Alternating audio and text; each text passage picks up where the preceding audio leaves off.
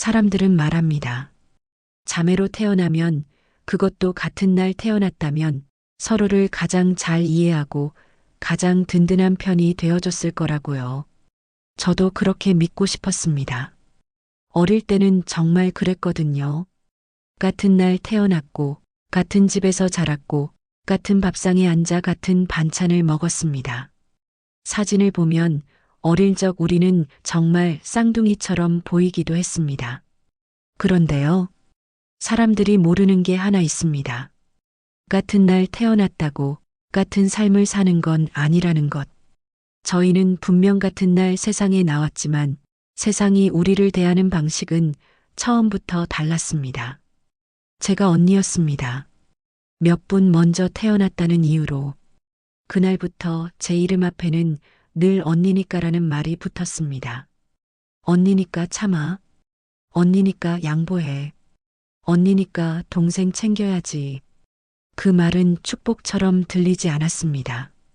그건 역할이었고 책임이었고 나중에는 의무가 되어버렸습니다. 반면에 동생은 달랐습니다. 동생은 늘 보호받아야 할 존재였고 기다려줘야 하는 아이였고 부족해도 이해받는 아이였습니다. 어릴 때부터 작은 차이는 있었습니다. 옷을 사러 가면 동생 옷부터 골랐습니다. 얘는 아직 어려서, 얘는 체격이 작아서. 제가 입던 옷은 자연스럽게 동생에게 내려갔고 그건 아껴 쓰는 법을 배우는 언니의 몫이었습니다.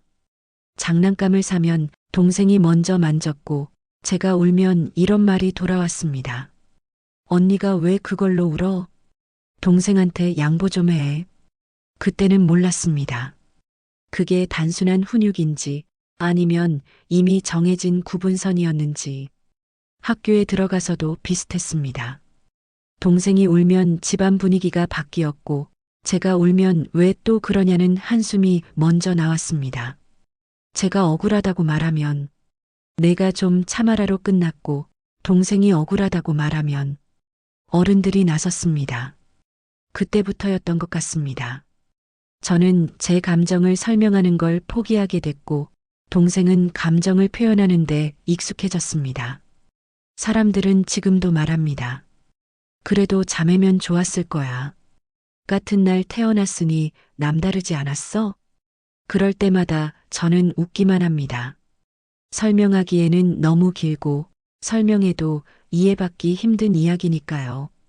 같은 날 태어났지만 저는 먼저 책임을 배운 아이였고 동생은 먼저 사랑을 배운 아이였습니다.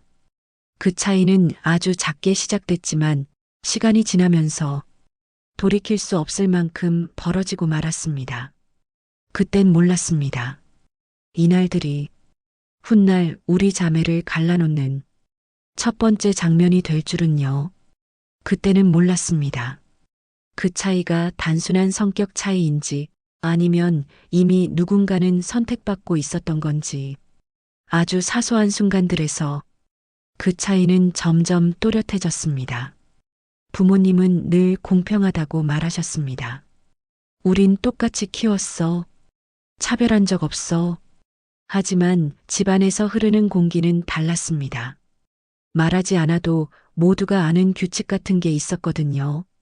동생의 감정은 즉시 반응해야 할 일이었고 제 감정은 나중으로 미뤄도 되는 일이었습니다.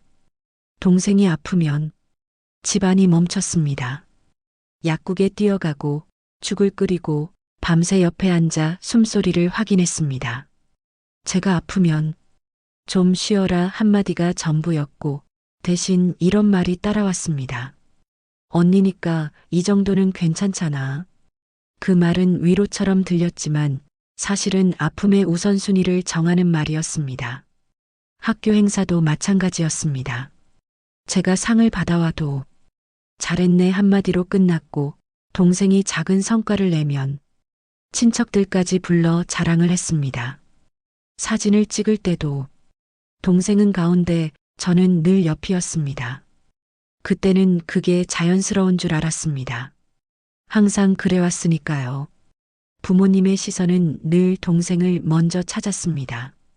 밥을 먹다가도 너는 괜찮아? 라는 질문은 동생에게 먼저 갔고 제가 말하려 하면 잠깐만으로 잘렸습니다. 그 잠깐만은 대부분 다시 돌아오지 않았습니다. 저는 점점 말을 아끼는 아이가 되었고 동생은 점점 말이 많아지는 아이가 되었습니다. 동생은 자신이 선택받고 있다는 걸 어느 순간부터 알고 있었을지도 모릅니다. 그건 자랑이 아니라 자신감으로 드러났습니다. 부모님 앞에서는 당당했고 집안에서는 자연스레 중심이었습니다. 반대로 저는 눈치를 먼저 보는 아이가 되었고 부모님의 기분을 살피는데 익숙해졌습니다. 가끔은 이런 생각도 했습니다. 내가 더 잘하면 달라질까? 내가 더 착하면, 더 노력하면 나도 선택받을 수 있을까? 그래서 더 참았고, 더 웃었고, 더 말 안 들은 적 없는 아이가 되려고 애썼습니다. 하지만 이상하게도 제가 잘할수록 동생은 더 보호받았고 저는 더 당연해졌습니다. 그때 깨달았습니다. 선택은 성적이나 노력의 문제가 아니라는 걸. 누군가는 이미 지켜줘야 할 아이로 정해져 있었고 누군가는 버텨야 할 아이로 자라고 있었다는 걸요. 그리고 그날부터 저는 처음으로 이 집안에서의 제자리를 조심스럽게 의심하기 시작했습니다. 집안에서 제자리를 의심하기 시작한 뒤로 많은 것들이 다르게 보이기 시작했습니다. 이상하게도 그동안 아무렇지 않게 해왔던 일들이 어느 순간부터 무겁게 느껴졌습니다. 제가 하는 일들은 늘 비슷했습니다. 누군가 시키지 않아도 제가 먼저 움직였습니다. 밥을 먹고 나면 설거지는 자연스럽게 제 몫이었고 집안이 어질러져 있으면 언니가 좀 치워라라는 말이 당연한 순서처럼 따라왔습니다.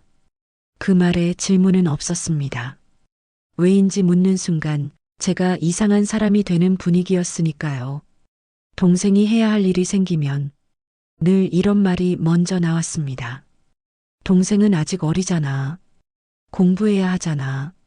언니가 좀 도와줘. 그 말 속에는 도와주면 고맙다는 뜻보다 도와주는 게 당연하다는 전제가 들어 있었습니다. 처음엔 정말 도와주고 싶었습니다. 자매니까, 가족이니까요. 그런데 어느 순간부터 도움은 부탁이 아니라 역할이 되어 있었습니다. 제가 바쁘다고 말하면 집안 공기가 바뀌었습니다. 내가 뭐가 바빠? 집일 좀 도와주는 게 그렇게 힘들어? 그 말 한마디에 제가 하고 있던 모든 일들은 하찮아졌습니다. 제 시간은 늘 남는 시간이었고 동생의 시간은 늘 보호해야 할 시간이었습니다. 학교 숙제도 집안일도 부모님의 부탁도 항상 제 이름이 먼저 불렸습니다.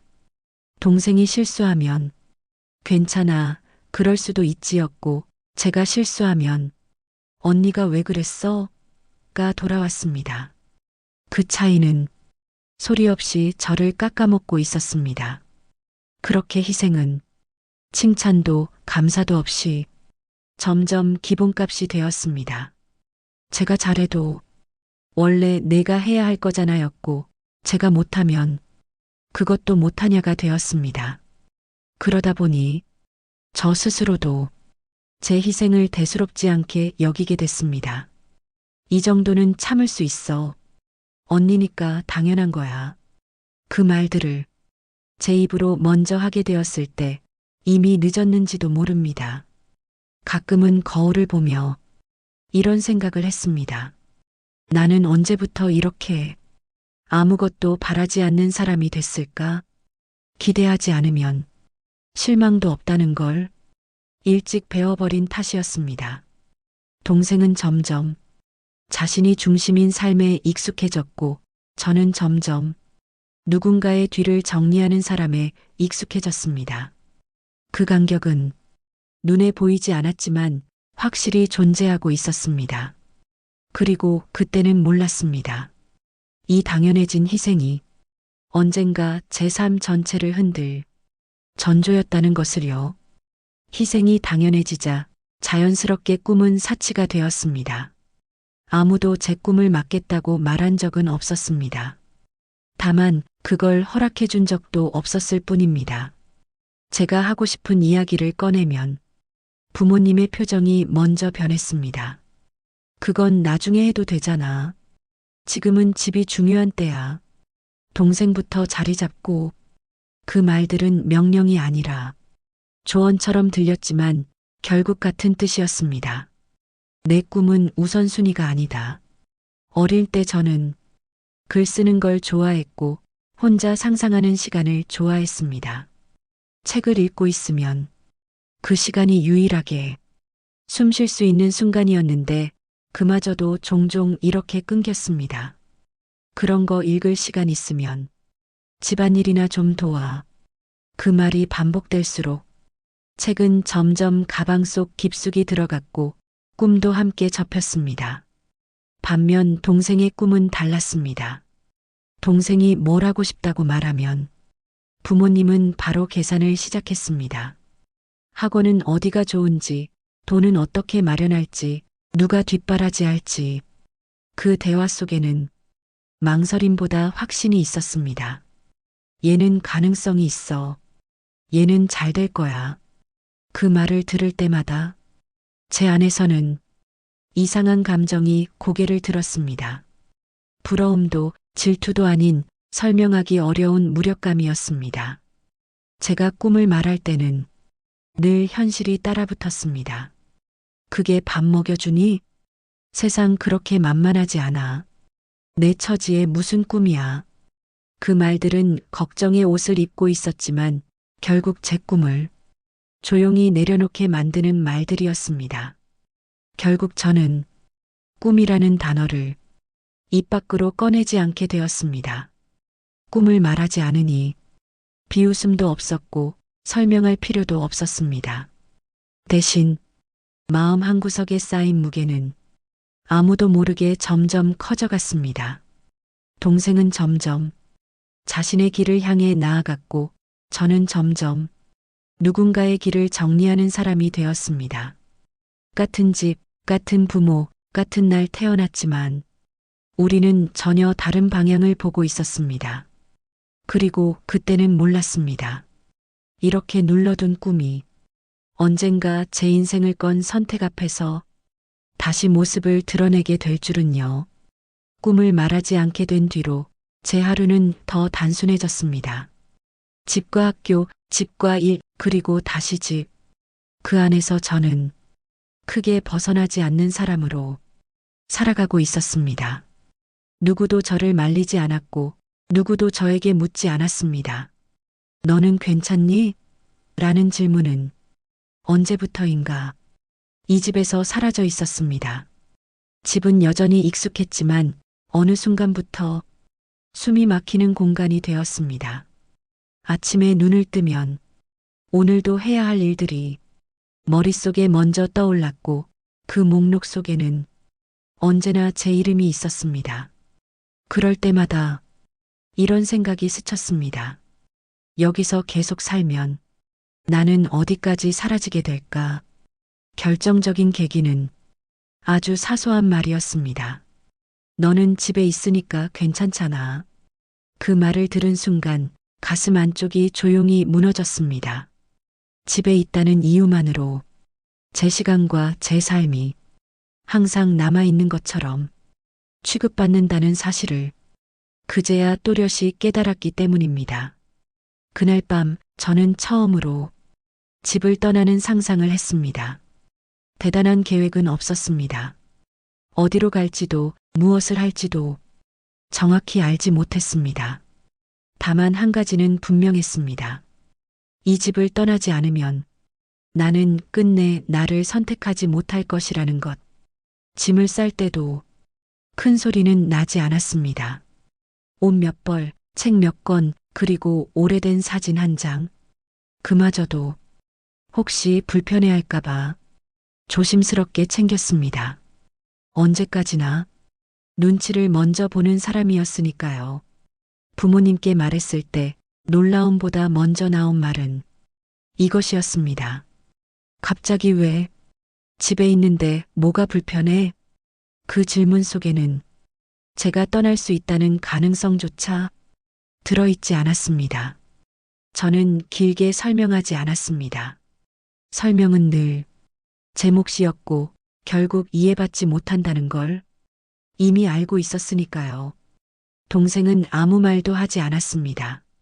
그 침묵이 붙잡음인지 무관심인지 저는 끝내 알지 못했습니다. 다만 그 순간 처음으로 느꼈습니다. 우리는 같은 집에서 자랐지만 이미 서로 다른 세계에 살고 있었다는 것을요. 집을 나서던 날 문을 닫는 소리는 생각보다 작았습니다. 하지만 그 소리는 제 인생에서 가장 큰 결정의 소리였습니다. 그때는 몰랐습니다. 이 선택이 자유의 시작이 될지 또 다른 책임의 시작이 될지. 다만 분명한 건 그날 처음으로 저는 제 삶을 향해 한 발을 내디뎠다는 사실입니다. 집을 떠난 뒤로 시간은 생각보다 빠르게 흘렀습니다. 처음에는 매일같이 전화가 오지 않을까? 괜히 핸드폰을 확인하곤 했지만 연락은 많지 않았습니다. 그 침묵은 섭섭함보다는 이상하게도 익숙했습니다. 언제나 그래왔으니까요. 제가 없어도 집은 굴러가고 세상은 멀쩡했습니다. 그러던 어느 날 오랜만에 걸려온 전화는 부모님이었습니다. 목소리는 평소보다 낮았고 말끝이 자주 흐려졌습니다. 별일은 아닌데 그 말 뒤에 오는 이야기들이 결코 별일이 아니라는 걸 저는 이미 알고 있었습니다. 병원이었습니다. 갑작스러운 쓰러짐, 예상보다 길어질 수 있다는 말, 그리고 이어지는 한마디. 내가 와야 할 것 같아. 그 말은 부탁처럼 들렸지만 선택지는 없었습니다. 집에 다시 들어섰을 때 모든 것이 그대로였습니다. 가구의 위치도 냄새도 벽에 걸린 시계 소리까지 변한 건 하나뿐이었습니다. 그 집 안에서 제가 다시 필요한 사람이 되었다는 것. 동생은 여전히 바빴습니다. 일이 많다, 사정이 있다, 지금은 어렵다.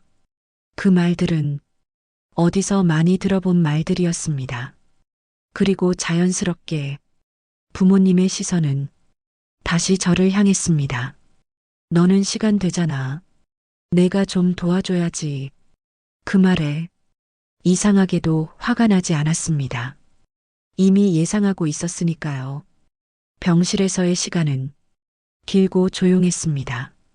보호자 서명, 수술 동의서, 밤새 지키는 자리, 그 모든 것들이 어느새 제 몫이 되어 있었습니다. 누가 정한 것도 아닌데 모두가 그렇게 움직이고 있었습니다. 어느 날 밤 병실 불을 낮추고 앉아 있다가 문득 이런 생각이 들었습니다. 나는 정말 떠났던 걸까? 집을 나왔지만 역할에서는 끝내 벗어나지 못한 것 같았습니다. 부모님은 미안하다고 말했습니다. 그 말은 진심이었을지도 모릅니다. 하지만 그 다음 말이 모든 걸 다시 제자리로 돌려놓았습니다. 그래도 너밖에 없다.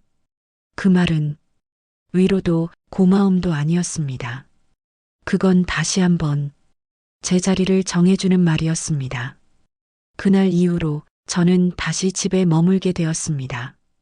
잠시일 거라고 생각했습니다. 상황이 나아지면 다시 제 삶으로 돌아갈 수 있을 거라고.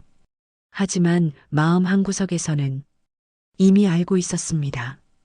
이 위기가 끝나도 제가 짊어진 역할은 쉽게 끝나지 않을 거라는 걸요. 처음에는 잠깐이라고 생각했습니다. 병원에 조금 더 들르고 집안일을 조금 더 맡고 부모님 상태가 나아질 때까지만. 모두가 그렇게 말했고 저도 그렇게 믿으려고 했습니다. 하지만 잠깐은 생각보다 오래 이어졌습니다. 간병은 서서히 제 일상이 되었습니다. 아침에는 병원, 점심에는 집, 저녁에는 다시 병원. 하루의 중심에는 언제나 부모님의 상태가 있었고 제 일정은 그 주변을 맴돌았습니다. 누가 시킨 것도 아니었지만 누구도 대신해주지 않았습니다. 동생은 가끔 얼굴을 비쳤습니다. 과일 바구니를 들고 와서 잠깐 앉아 있다가 언니 고생 많아라는 말을 남기고 서둘러 나갔습니다. 그 말은 도움이 아니라 면죄부처럼 들렸습니다. 그리고 남은 건 다시 제 몫이었습니다. 밤이 가장 힘들었습니다. 병실 불이 꺼진 뒤 작은 소음에도 잠에서 깨야 했고 부모님의 숨소리에 귀를 기울여야 했습니다. 그 시간 동안 제 핸드폰은 거의 울리지 않았습니다. 연락이 없다는 사실보다 연락이 필요 없다는 사실이 더 서러웠습니다.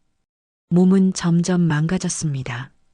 어깨는 늘 굳어 있었고 잠은 얕아졌고 아파도 아프다고 말하지 않게 됐습니다. 그 와중에도 이런 말은 계속 들려왔습니다. 그래도 가족이잖아. 자식인데 당연하지. 그 말들은 제가 힘들다는 사실을 지워버리는 말들이었습니다. 어느 날 부모님이 잠든 병실에서 혼자 앉아 있다가 처음으로 울었습니다. 소리를 내지 않고 누구에게도 들리지 않게 그 눈물에는 분노도 원망도 섞여 있었지만 가장 큰 감정은 지침이었습니다. 이상하게도 그렇게 지쳐갈수록 도망가고 싶다는 생각은 사라졌습니다. 대신 이런 생각이 들었습니다. 내가 아니면 이 자리는 비어버리겠지. 그 생각은 책임처럼 느껴졌고 책임은 곧 사랑으로 착각되었습니다. 그때부터였습니다. 간병은 선택이 아니라 제 역할이 되었고 저는 다시 한번 집안에서의 제 자리를 되찾아버린 사람이 되었습니다. 그 자리는 떠나고 싶어도 쉽게 비워질 수 없는 자리였습니다. 그날은 유난히 병실이 조용했습니다. 부모님의 상태가 갑자기 나빠졌다는 연락을 받고 병원으로 달려갔을 때 의사는 제 이름을 불렀습니다. 보호자분이시죠? 그 한마디에 가슴이 철렁 내려앉았습니다. 동생이 아닌 제가 보호자라는 사실이 그제야 공식이 된 것 같았습니다. 설명은 길지 않았습니다. 수술이 필요하다는 말, 위험이 있다는 말, 그리고 마지막으로 덧붙여진 말. 결정은 보호자분이 하셔야 합니다. 그 순간 머릿속이 하얘졌습니다. 저는 자식이었지 결정을 내려야 하는 사람이 아니라고 생각해왔으니까요. 동생에게 전화를 걸었습니다. 몇 번의 신호음 끝에 익숙한 목소리가 들렸습니다. 상황을 설명하자 동생은 잠시 말이 없더니 이렇게 말했습니다. 언니가 판단해. 나는 잘 모르겠어. 그 말은 믿음처럼 들렸지만 책임을 내려놓는 말이기도 했습니다. 의사 앞에 다시 섰을 때 손이 떨렸습니다. 서류 위에는 부모님의 이름과 제 서명이 나란히 놓여 있었습니다. 펜을 쥐고도 쉽게 움직이지 못했습니다. 이 한 번의 선택이 부모님의 생명과 제 인생을 동시에 가르고 있다는 느낌이 들었기 때문입니다. 그 순간 이상하게도 지나온 시간들이 스쳐갔습니다. 언니니까 참아야 했던 날들, 당연해진 희생, 접어야 했던 꿈, 그리고 다시 불려온 집. 모든 순간들이 이 선택 하나로 이어져 있는 것처럼 느껴졌습니다. 결국 저는 서명을 했습니다. 누가 시킨 것도 아니었고 누가 대신해 줄 수도 없었습니다. 그건 자식으로서의 선택이었고 언니로서의 선택이었고 어쩌면 이 집에서 제가 맡아온 모든 역할의 끝이었습니다. 수술실 문이 닫히는 걸 보며 저는 복도 의자에 앉아 한참을 움직이지 못했습니다. 그때 처음으로 이런 생각이 들었습니다. 이 일이 끝나면 나는 어떤 사람이 되어 있을까? 그날 밤 동생은 병원에 오지 않았습니다. 메시지 하나가 전부였습니다. 결과 나오면 알려줘. 그 짧은 문장을 보며 이상하게도 마음이 차분해졌습니다. 기대가 없으면 실망도 없다는 걸 이미 너무 잘 알고 있었으니까요. 그때는 몰랐습니다. 이 선택이 단순한 수술의 결정이 아니라 훗날 우리 자매 사이에 되돌릴 수 없는 선을 긋는 순간이 될 줄은요. 수술은 다행히 끝났다는 연락을 받았습니다. 위험한 고비는 넘겼고 며칠은 더 지켜봐야 한다는 말이 뒤따랐습니다. 그 말을 듣는 순간 다리에 힘이 풀려 의자에 그대로 주저앉았습니다. 안도감보다 먼저 찾아온 건 이상한 허탈함이었습니다. 모든 긴장이 풀리자 비로소 제가 얼마나 버텨왔는지 알게 됐기 때문입니다. 부모님이 회복실로 옮겨진 뒤 병원 행정 직원이 제게 다가왔습니다. 보호자분, 서류 몇 가지 확인해 주셔야 해서요. 그 말은 아무렇지 않게 들렸지만 그날의 시작이었습니다. 서류를 넘기다 보니 익숙한 이름들이 보였습니다. 부모님의 이름, 그리고 동생의 이름. 제 이름은 한참을 넘겨서야 작게 적혀 있었습니다. 보조연락처, 보조보호자. 그 단어가 눈에 걸렸습니다. 그때였습니다. 직원이 조심스럽게 다른 서류 한 장을 꺼냈습니다.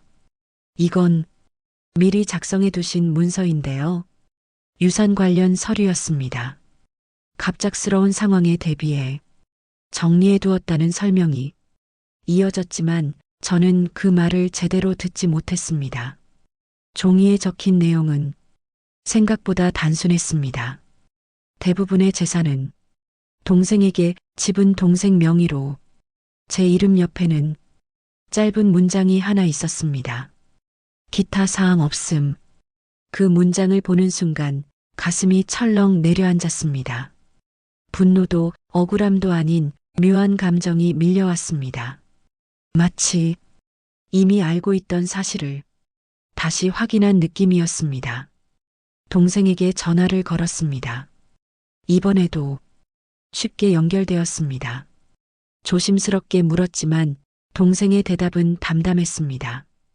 그거 원래 그렇게 하신대. 언니는 이해해 줄 줄 알았어. 그 말 속에는 미안함보다 확신이 있었습니다. 전화를 끊고 나서 서류를 다시 보았습니다. 그 종이 위에 적힌 건 재산의 분배였지만 제가 읽은 건 평생의 역할 정리표였습니다. 누가 지켜야 할 사람인지, 누가 맡기면 되는 사람인지, 그 모든 것이 이미 적혀 있었습니다. 그날 밤 병실 복도에서 혼자 서 있다가 문득 웃음이 나왔습니다. 지금까지의 선택들이 어디로 흘러왔는지 이제야 또렷해졌기 때문입니다. 그때는 몰랐습니다. 이 진실이 우리 자매 사이의 끝이 아니라 제 인생에서 가장 큰 질문을 던지게 될 줄은요. 부모님의 상태는 서서히 안정되어 갔습니다. 병실의 공기도 조금씩 일상으로 돌아왔고 의사와 간호사들의 말투도 한결 가벼워졌습니다. 사람들은 말했습니다. 이제 한숨 놓으셨겠어요. 그 말에 저는 고개를 끄덕였지만 마음속에서는 전혀 다른 일이 끝나고 있었습니다. 동생은 여전히 바빴습니다. 필요할 때만 연락이 왔고 대화는 늘 짧았습니다. 그 이상을 기대하지 않게 된 것도 그 즈음이었습니다. 기대하지 않으면 마음이 덜 다친다는 걸 이미 너무 오래 살아오며 배웠으니까요. 병원에서의 시간이 끝나갈 무렵 부모님은 제 손을 잡고 미안하다고 말했습니다. 그 말은 늦었지만 진심이었을지도 모릅니다. 하지만 저는 더 이상 그 말에 어떻게 반응해야 할지 몰랐습니다. 용서와 이해는 언제나 제 몫이었고 이번만큼은 그 역할을 내려놓고 싶었습니다. 집으로 돌아온 뒤 저는 다시 짐을 쌌습니다. 이번에는 조심스럽지 않았습니다. 누군가의 눈치를 보며 챙기는 짐이 아니라 제 삶을 정리하는 짐이었으니까요. 문을 나서기 전 집안을 한 번 더 둘러봤습니다. 수많은 기억이 있었지만 이제는 그 기억들 속에서 제 자리를 찾지 않기로 했습니다. 사람들은 묻습니다. 그래도 자매잖아. 피는 못 속여. 그 말에 이제는 이렇게 답할 수 있을 것 같습니다. 자매라는 이유만으로 모든 걸 감당해야 할 필요는 없다고. 동생과의 연락은 자연스럽게 줄어들었습니다. 싸우지도 않았고 크게 다투지도 않았습니다. 그저 각자의 삶으로 멀어졌을 뿐입니다. 지금도 가끔 같은 날 태어났다는 사실이 떠오릅니다. 그날 우리는 같은 울음으로 세상에 나왔을지도 모릅니다. 하지만 그 이후의 시간은 전혀 다른 방식으로 흘러왔습니다. 우리는 정말 자매였을까요? 아니면 같은 집에서 자라난 두 명의 전혀 다른 사람이었을까요? 이제는 그 답을 굳이 찾지 않으려 합니다. 다만 분명한 건 이제 처음으로 저 자신과는 가족이 되기로 했다는 것.